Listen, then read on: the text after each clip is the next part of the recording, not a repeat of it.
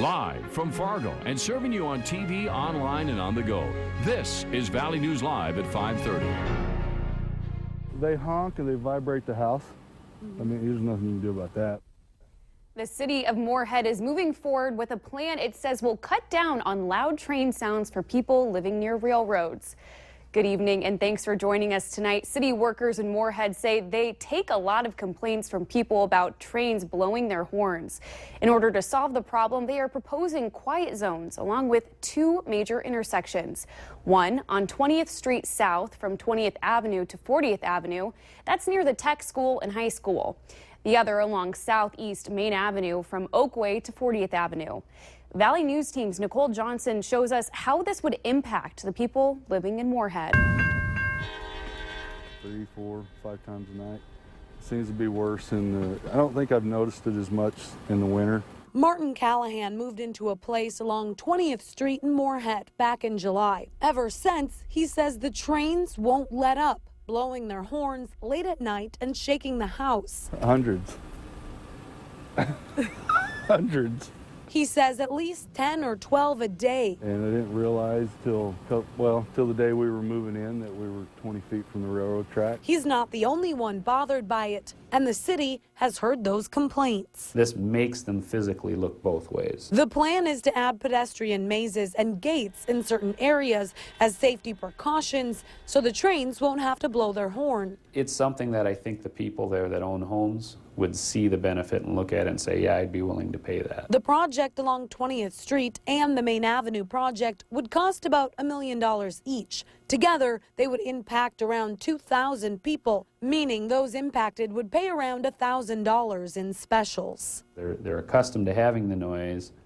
How much are they willing to pay to not have that noise? And I do think that, because some of the questions we've gotten are from realtors asking. If you're impacted, there's a survey from the city in your mailbox to find out if and how much you're willing to pay. For Callahan, he's renting and doesn't care as long as the trains stop. If they could make them stop, I'm sure everybody would appreciate it. In Moorhead, Nicole Johnson, Valley News Live. If approved, the project would be finished sometime in 2018. If you want to hear more about the quiet zones or want to express your concerns, there will be a public input meeting on March 3rd at the Hemcomb Center. We have more information about the meeting and your project on our website. Just go to valleynewslive.com and click on the story. The recent tragic shooting of Officer Jason Mosier drove home the point of just how dangerous law enforcement officers' jobs can be. Tonight on Valley News Live at 6, we have exclusive body camera video from Grand Forks Police as they rushed to a Grand Forks Walmart last May following a deadly shooting. Valley News Team's Neil Carlson gives us a sense of fear, adrenaline, and danger that comes with their job. They have one male that we know of laying in the produce area. Where's he at?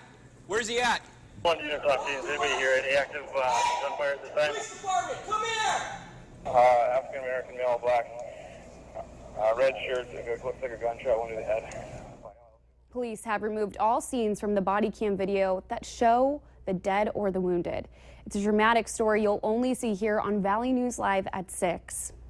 We're not quite busting out the shorts yet, but plenty of people are out and about in downtown Fargo enjoying some sunshine today. And the snow seems to be disappearing pretty quickly for February. Let's see what we can expect for tonight with meteorologist Robert Hahn. Robert?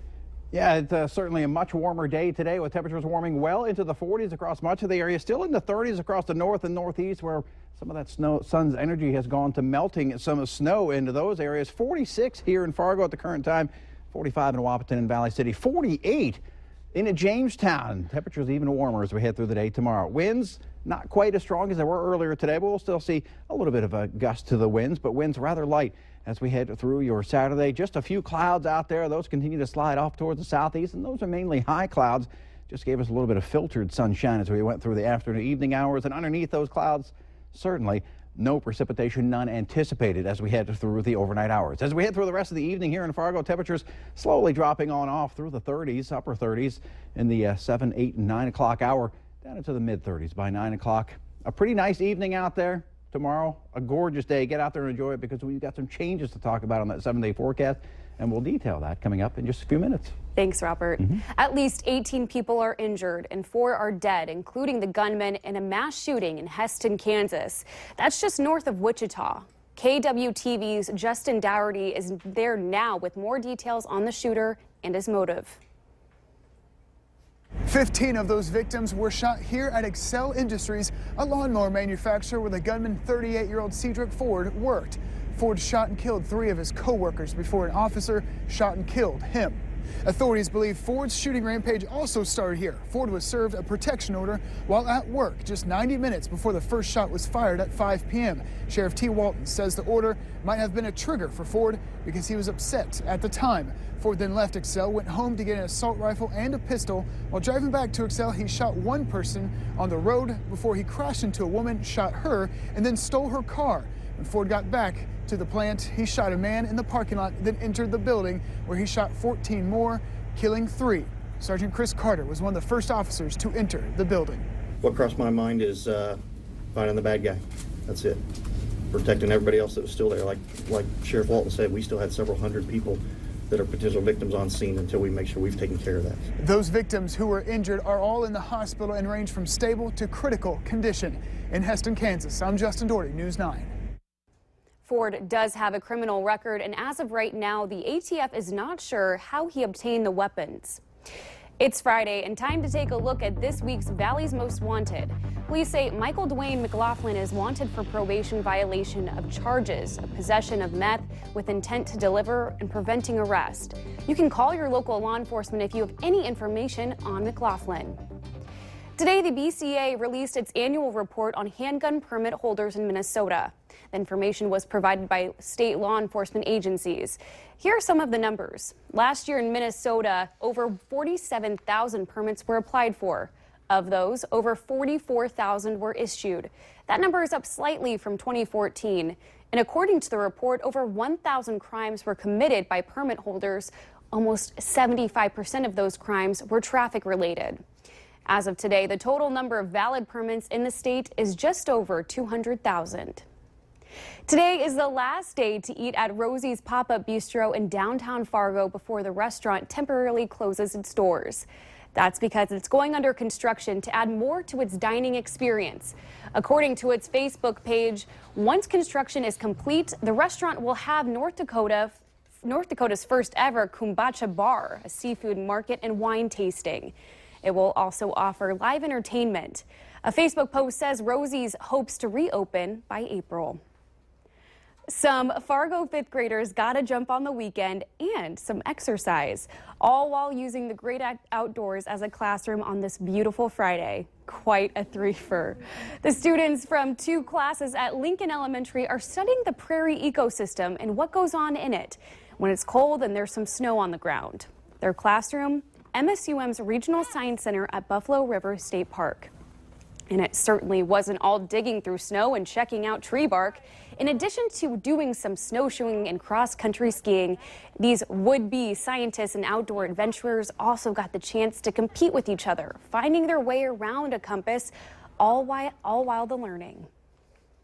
With our science curriculum, we spend a lot of time just learning on how to problem solve. So to be able to problem solve and to get out and actually do it with a compass and learning how to start over if you need to, or just to be able to follow directions is a big thing. All Fargo 5th graders get the chance to experience and study the outdoors at the Science Center. Some, like this group, go in the winter, others in the spring and the fall. Inspiration for bathrooms, kitchens, and decks is all under one roof this weekend. The 55th Annual Home and Garden Show kicked off today at the Fargo Dome. Vendors are showcasing items for both inside and outside your home. This year, you can take part in a beer walk both Friday and Saturday night. For local businesses owners, we'll be giving seminars and speeches through Sunday. We just thought having all local people this year would be a great draw because everybody knows them, and you know what? If you want to talk to them, see them, or visit one of their establishments, they're here right in Fargo. It's awesome. So that would be a great thing to come out and see. Tickets are $10, but Sunday it's 2 for the price of 1. For more information, go to valleynewslive.com and click on the Hot button. And remember to like Valley News Live on Facebook. You can follow the latest news, weather, and breaking news updates anytime on your feed. Just search Valley News Live, like our page, and you'll stay informed throughout the entire day.